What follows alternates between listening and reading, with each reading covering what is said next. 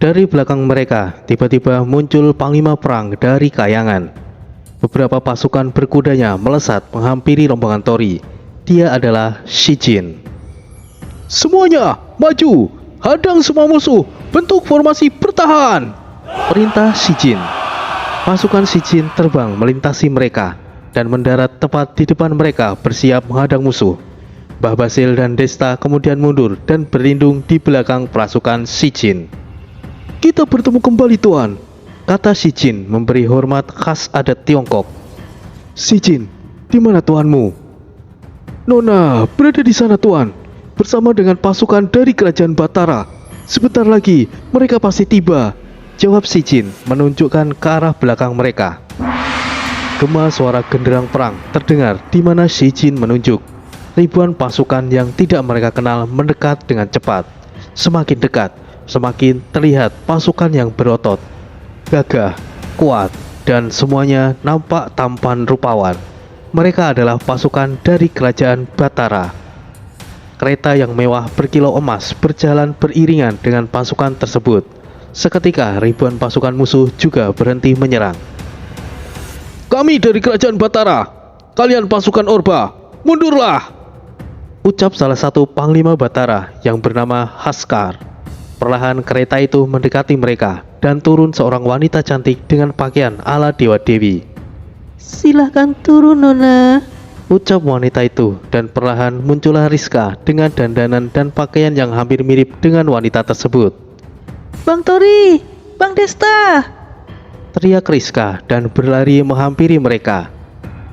Pakaian apa yang kau pakai itu, Neng Rizka? Kata Tori heran. Ini pakaian mereka, Bang. Hanya syarat saja untuk masuk di istana mereka, Bang Tori, jawab Rizka. Wah, tambah ayo loh mbak kamu itu, hehehe, ucap Desta yang perlahan menghampiri. Apaan sih Bang Desta? Lagi situasi seperti ini loh, masih aja gombal, jawab Rizka. Sementara itu, Panglima Haskar maju di depan pasukan Shijin. Pati Kukar, mundurlah! Jika kau masih ingin membuat masalah dengan mereka, kami, kerajaan Batara, tidak akan tinggal diam, ancam Panglima Haskar.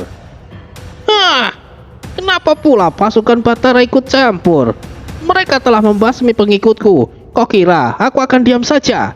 Jawab Pati Kukar dengan suara kecilnya. Tidak perlu beralasan, Kukar. Jika kau ingin bertarung, lawan aku, tantang Panglima Haskar. Dua pasukan besar berhadapan. Panglima Haskar berada di depan menantang Pati Kukar untuk berduel. Kau menantangku, Haskar? Baiklah, kali ini ayo berduel hingga salah satu dari kita mati, jawab Pati Kukar berjalan mendekati Panglima Haskar. Menurut pengakuan salah satu bawahan Panglima Haskar, mereka memang sering berkonflik, selalu bertempur, namun tidak pernah ada yang memenangkan duel. Dari postur tubuh, Pati Kukar lebih unggul. Panglima Haskar berbadan kecil, namun berotot hingga urat-urat menonjol di kedua lengannya. Panglima Haskar juga memiliki senjata yang hampir sama dengan Pati Kukar, sepasang sabit. Dari bentuknya sama, hanya auranya yang berbeda. Sabit Pati Kukar mengeluarkan aura merah kehitaman, sedangkan milik Panglima Haskar kuning kebiruan. Seluruh pasukan masing-masing mundur dan jaga jarak, menjauhi mereka berdua. Suasana seketika menjadi hening. Mereka sejenak diam, saling bertatap muka, kemudian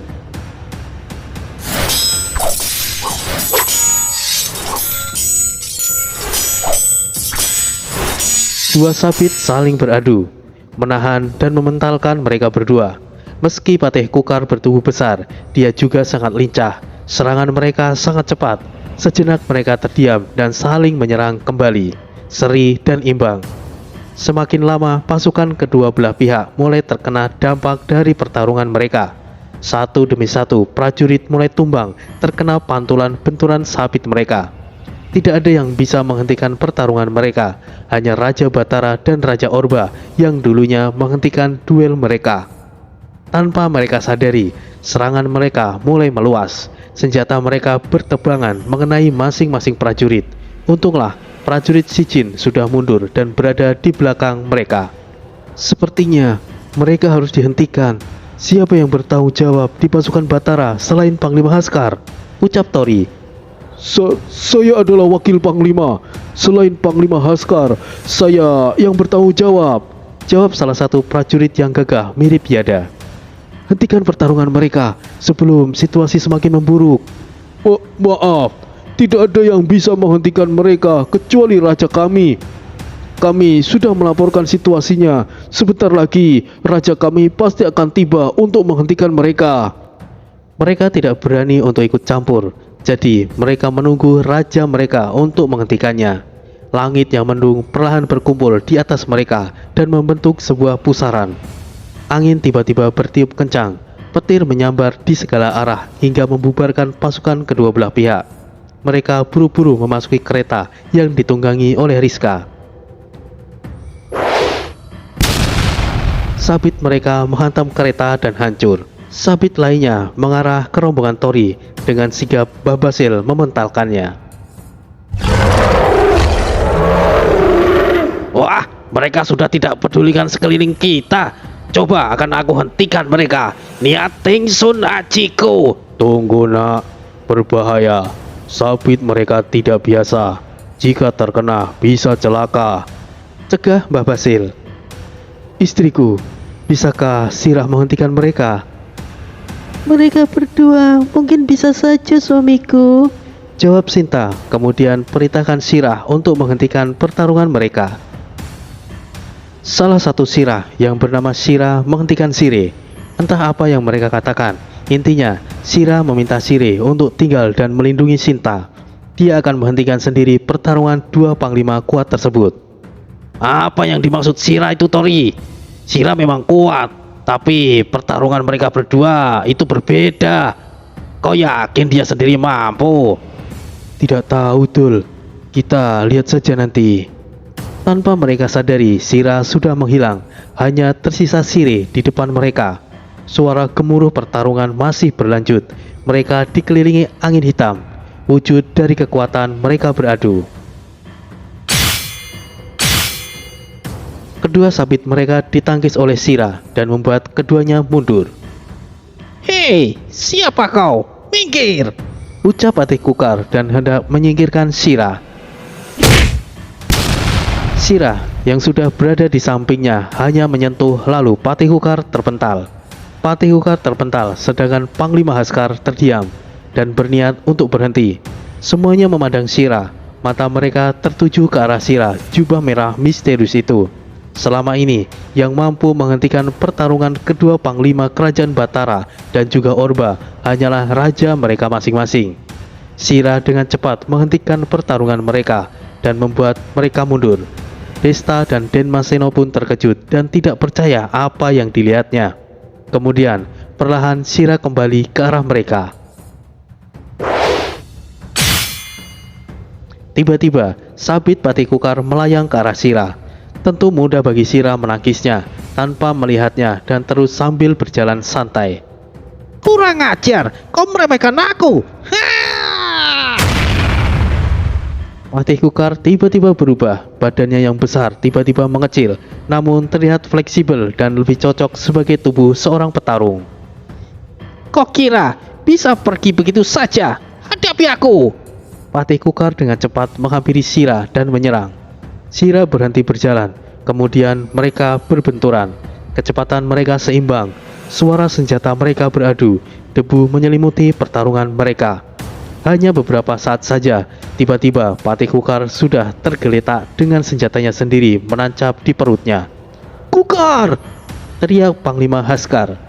Pada dasarnya, Panglima Haskar dan Patih Kukar adalah saudara. Namun, Patih Kukar membelot dan menjadi bagian dari kerajaan Orba. Wujudnya pun berubah menjadi mengerikan karena saking seringnya berbuat kejahatan. Sirah tiba-tiba terpental hendak menghabisi Patih Kukar hingga penutup kepalanya terbuka dan terlihat jelas wujud Sirah. Mereka hanya melihat dari belakang, rambutnya putih dan dua tanduk hitam di dahinya. Beraninya kau melukai bawahanku, kata sosok berjubah coklat dengan baju besinya berwarna hitam sambil memanggul pedang besarnya. Dialah Raja Orba. Apa yang terjadi di sini, Haskar? Kata salah seorang yang tangguh berwibawa, tubuh kekar, berjubah merah, armor putih kuning mengkilap, serta bermahkota emas. Dia adalah Raja Batara. Paduka Raja Batara! Patih Haskar bersujud, disusul ribuan prajuritnya. Semua mata kembali tertuju ke arah Sira. Wujud Sira sudah terbongkar, dan disinilah Sira akan mengamuk. Kau berlututlah minta maaf, dan jadilah bawahanku, maka aku akan mengampunimu. Suara langkah Raja Orba mendekati Sira dan mengatakan. Sira hanya terdiam, kemudian menutup kembali penutup kepalanya, dan berbalik jalan menghampiri rombongan Tori, tidak pedulikan ucapan Raja Orba. Kurang ajar, kau berani mengabaikanku, cari mati kau! Raja Orba sangat geram dan marah, diabaikan begitu saja. Tidak pernah ada yang berani mengabaikan ucapannya, bahkan para penguasa lainnya. Senjatanya yang besar mengarah langsung ke arah Sira. Suasana sekitar bergetar, terkena pancaran aura senjata Raja Orba. Suara yang sangat keras, seluruh tanah berguncang seakan terjadi gempa. Satu ayunan senjata Raja Orba menimbulkan angin badai dan petir. Apa yang terjadi? Siapa sosok baju merah itu, Haskar? Kata Raja Batara. Maaf Raja Batara, hamba awalnya. Panglima Haskar kemudian menjelaskan situasinya. Oh, sangat disayangkan pengawal itu harus mati di tangan Orba, ucap Raja Batara setelah mendengar penjelasan dari Panglima Haskar. Raja Batara bahkan tidak berani untuk ikut campur.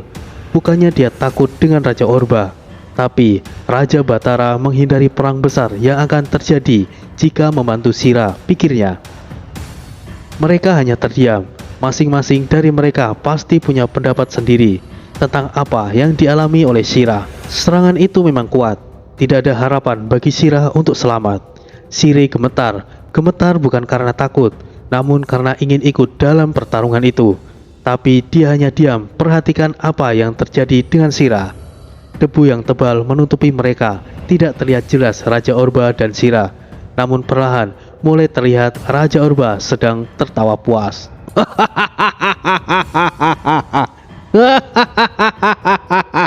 Dasar bodoh. Jika tadinya kau mau jadi bawahanku, kau tidak perlu Raja Orba berkata bangga. Namun kebanggaannya sirna setelah melihat Sira berdiri di atas senjatanya. Raja Orba celingukan mencari sosok Sira. Yang dia dapat hanyalah jubah yang terlepas. Raja Orba baru sadar yang berdiri di atas senjatanya adalah Sira dengan wujud tanpa memakai jubah. Raja Orba mengangkat senjatanya, namun tidak terangkat, hingga akhirnya Raja Orba berteriak.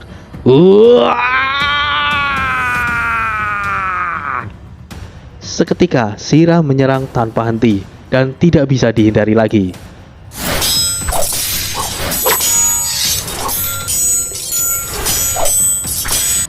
Sira menyerang tanpa henti. Setiap serangannya mengenai sasaran sampai Raja Orba tidak sempat untuk membalas. Perhatian tertuju ke arah Raja Orba dan Sira. Pemandangan yang tidak masuk akal bagi yang melihatnya. Raja Orba adalah penguasa kuat dari 9 penguasa lainnya. Bisa dikatakan Raja Orba adalah raja yang tidak bisa dikalahkan oleh pimpinan lainnya. Bukan karena jumlah pasukannya, melainkan kekuatan sejatinya yang tidak bisa dibandingkan dengan penguasa lain. Dari 9 penguasa, hanya Raja Batara dan Raja Gentala yang bisa berani menyinggung Raja Orba. Yang lainnya tidak pernah sekalipun membuat masalah dengan Raja Orba. Dari keempat Sira, hanya 2 yang memang berbeda. Ketika melepas jubahnya, itu bukanlah kekuatan sejatinya. Masih banyak hal yang misterius yang disembunyikan oleh kedua Sira ini. Lalu, yang dilawan Raja Orba adalah Sira terkuat dari semuanya. Seperti yang pernah dikatakan sebelumnya, siapapun yang melihat wujud asli kedua Sira ini akan menjadi mimpi buruk baginya. Kilatan biru bagaikan petir menyambar Raja Orba yang tidak henti-hentinya. Ribuan serangan Sira mendarat di seluruh tubuhnya hanya dengan sekian detik. Kecepatan Sira tidak bisa diikuti oleh mata. hanya terlihat seperti kilatan biru yang menyambar ke sana kemari. Raja Orba hanya mampu melindungi tubuh bagian depan serta kepalanya dengan lengannya yang besar. Sesekali Raja Orba mengayunkan senjatanya, namun itu percuma. Hanya anginlah yang dia tebas, tidak ada yang berbicara. Semuanya hening dan mata tertuju sepenuhnya di pertarungan mereka. Perlahan, armor yang dikenakan Raja Orba mulai hancur sedikit demi sedikit. Sesekali Raja Orba terpental ke belakang dan terpental kembali ke depan, seperti menjadi bulan-bulanan Shira. Meskipun armor Raja Orba benar-benar hancur, tubuh Raja Orba memang keras seperti besi. Sampai kapan Raja Orba mampu bertahan? Raja Orba memutar senjatanya hingga membuat sebuah pusaran angin yang kencang.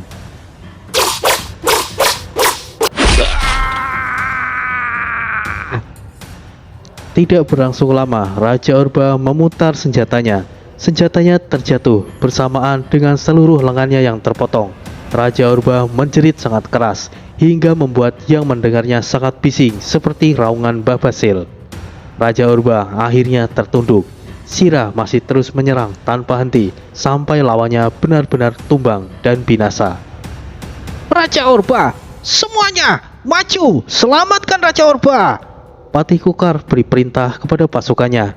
Lukanya hampir sembuh. Dia langsung menuju rajanya diikuti ribuan pasukannya. Shire yang dari tadi sudah gemetaran ingin beraksi, sudah di belakang Patih Kukar. Kepalanya menggelinding diikuti tubuhnya yang hancur tercincang. Ribuan pasukan diam tidak jadi menyerang melihat sosok berjubah merah menghabisi Patih Kukar dengan sangat mudah. Kukar! Teriak Panglima Haskar dan hendak mendekat, namun dicegah oleh Raja Batara. Hentikan Haskar, jangan ke sana, tetaplah di sini. Aku akan menghentikan semampuku, meski sudah terlambat untuk saudaramu. Perintah Raja Batara. Tunggu Raja Batara, apa yang hendak Anda lakukan?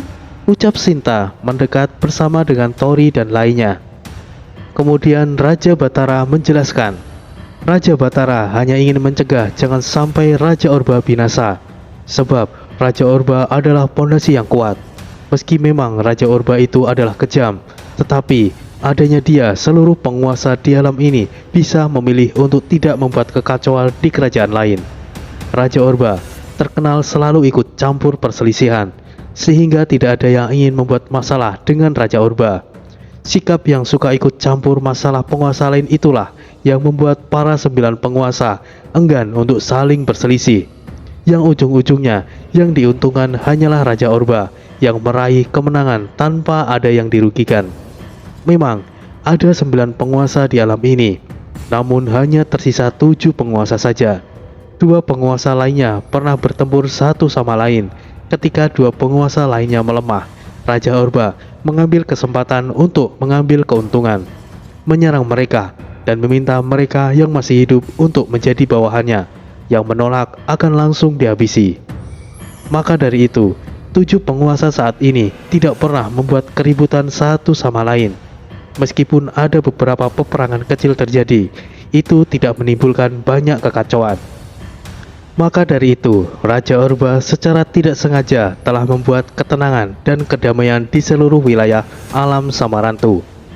Meski Raja Orba sendiri sering memancing dan mengadu domba, para penguasa justru lebih berhati-hati untuk menyerukan peperangan. Dari situlah Raja Batara ingin mencegah Shira untuk tidak membinasakan Raja Orba. Kematian Orba bisa menimbulkan peperangan besar. Baiklah Raja Batara, jika itu untuk kebaikan alam ini, aku akan membantu untuk menghentikannya, kata Sinta. Biarkan aku saja yang melakukannya sendiri, Putri, balas Raja Batara tersenyum. Baiklah Raja Batara, sebaiknya Anda tidak meremehkan Shira, Sinta peringatkan.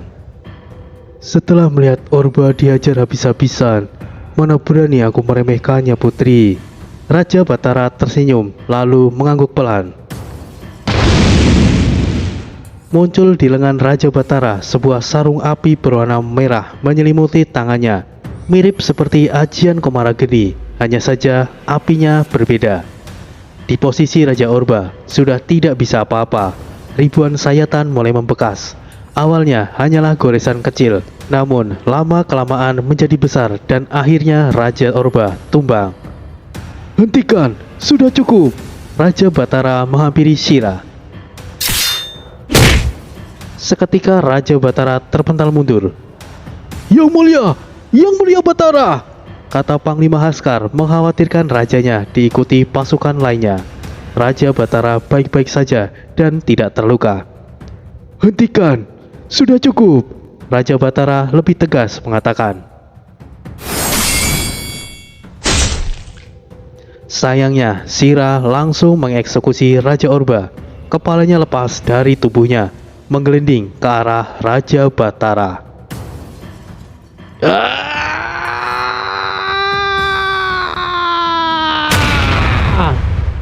Shira berteriak. Disitulah mereka tahu wujud sebenarnya Shira, prajurit langit. Memalukan sekali. Aku kalah tepat di hadapanmu, Batara. Kata terakhir Raja Orba yang hanya kepalanya saja dan perlahan lenyap.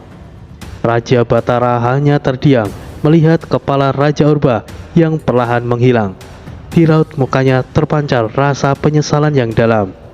Memang Raja Orba adalah musuh baginya, tetapi di sisi lain, dulunya mereka adalah rival sebelum mereka menyandang sebagai raja. Perlahan aura energi Raja Batara berubah. Apapun yang terjadi, mereka sudah siap menerima apa yang akan terjadi. Mereka mulai menjaga jarak.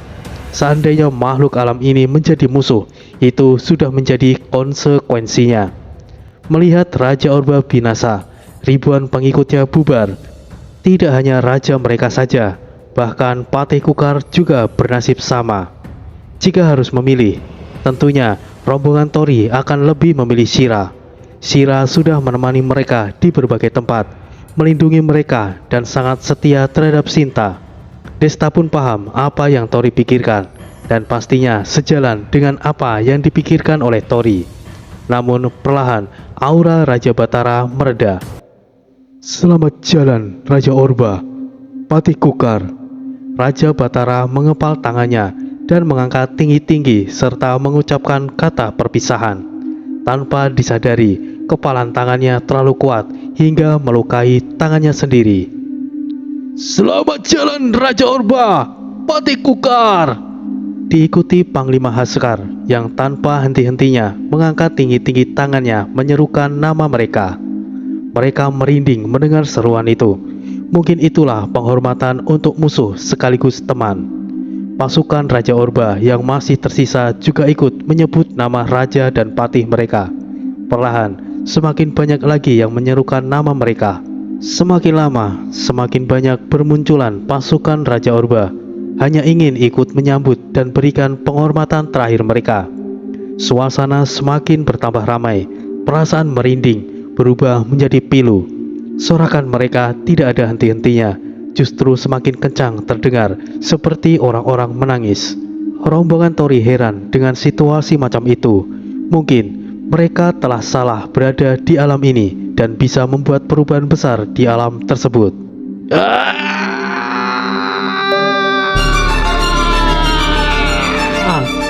Shira kembali berteriak dan menghentikan sorakan mereka. Mata mereka terpancar kebencian kepada Shira, terutama pasukan Raja Orba.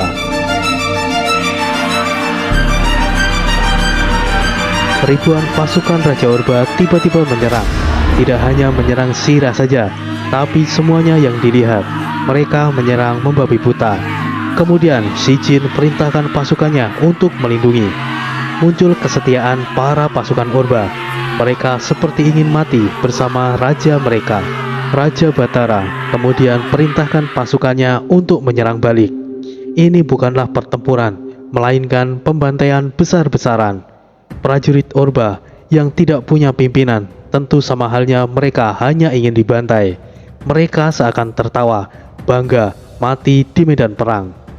Waktu terus berlalu, suasana kembali hening. Seluruh pasukan Orba binasa, tak tersisa satupun. Dan disitulah Sira tanpa jubahnya kehilangan kendali, sama seperti saat bertemu Ashura ayahnya di gerbang neraka. Saat itu Ashura bisa menghentikan amukan Sira, tapi sekarang siapa yang mampu melakukannya? Sira mulai membantai pasukan Batara. Tentu saja Raja Batara tidak tinggal diam. Hentikan! Raja Batara menyerang Sira. Sira, hentikan! Ucap Sinta yang tiba-tiba berubah kemudi tempur. Tori tidak bisa mencegah Sinta. Dan memang Sinta harus turun tangan sebelum masalah semakin serius. Namun Sira yang mengamuk tetap tidak bisa dihentikan oleh mereka. Raja Batara, Sinta, dan bahkan Sire. Seketika Sira mementalkan mereka. Sinta! Tori berteriak menghampiri Sinta yang terpental terkena serangan Sira. Suamiku, aku tidak apa-apa. Menyingkirlah, ini sudah menjadi tanggung jawabku. Kata Sinta sambil terbangun. Sudah cukup, kau tidak perlu melanjutkannya kembali. Tori mencegah Sinta untuk kembali bertindak. Sira menghampiri mereka dengan kecepatan tinggi. Sira seketika terpental, tertunduk di tanah. Kau sudah keterlaluan, Sira. Amarah Tori langsung meluap dan muncul tombak naga emas yang menghempaskan Sira. Suamiku, tahan emosimu. Jangan sampai kamu... Tenanglah istriku. Aku bukanlah yang dulu lagi, yang selalu bersembunyi di belakangmu. Biarkan aku selesaikan masalah ini. Ucap Tori menenangkan Sinta. Tori sudah memiliki pengalaman yang cukup saat terjebak di dalam buku jiwa. Dia sudah mulai terbiasa bisa mengendalikan tombak naga emasnya. Meskipun masih belum sepenuhnya bisa Tori kuasai, setidaknya dia mampu mempertahankan kondisinya untuk tidak diambil alih oleh naga emas. Perlahan Tori mendekati Sira. Sira langsung berdiri dan melakukan serangan. Namun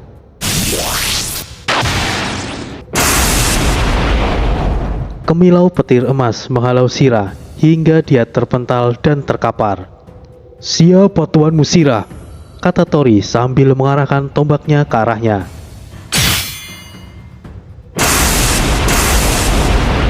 Sekali lagi Sira menyerang dan kembali terpental. Siapa tuanmu, Sira? Jawab! Tori menegaskan. Perlahan Sira berdiri dan sosoknya sangat jelas. Ternyata Sira satu ini adalah seorang laki-laki. Rambutnya putih, memiliki 2 tanduk di dahinya dan 2 bilah pisau panjang bercahaya biru. Senjata inilah pemberian Ashura pertemuan mereka di gerbang neraka. Siapa tuanmu, Sira? Katakan! Tuanku, Anda adalah tuanku. Jawab Sira menunduk. Petir emas semakin memudar, begitu pula dengan tombak naga emas.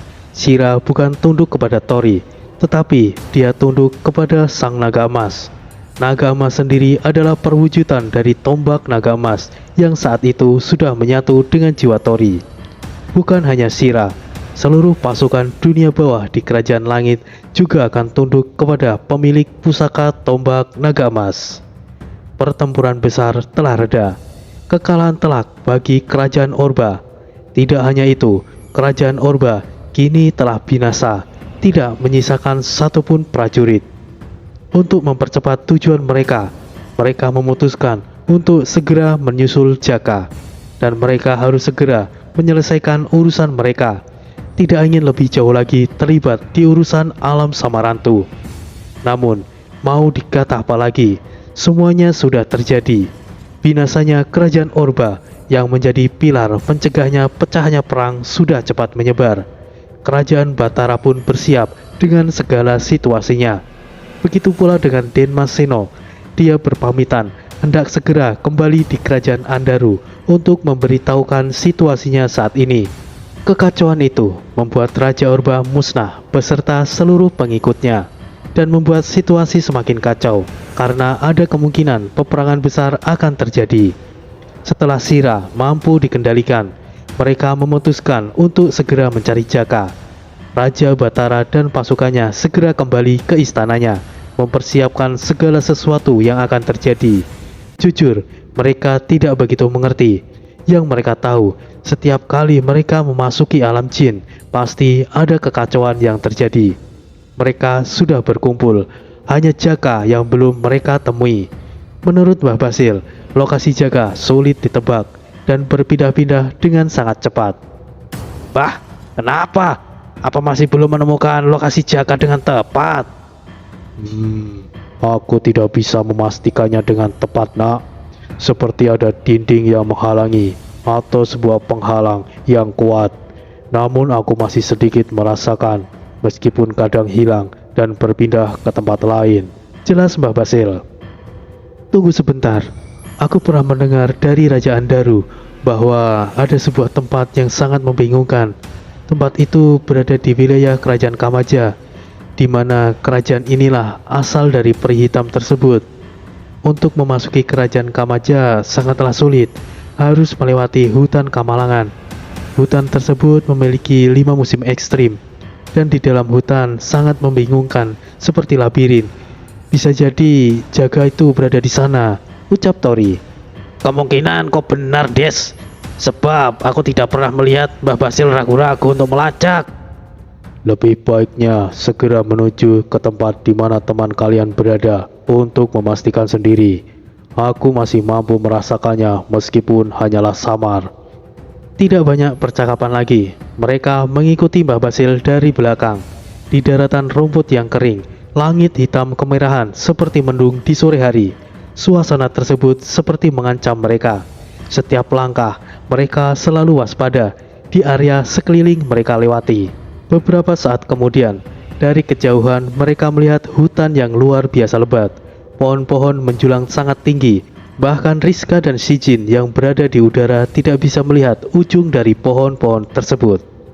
Mereka berhenti sejenak dan memutuskan ingin memasuki hutan tersebut atau tidak. Di antara mereka, tidak satupun tahu tentang hutan Kamalangan. Meskipun dibilang kuat, lawan mereka di dalam hutan bukan hanya makhluk penunggu di sana, tetapi hutan itu sendiri.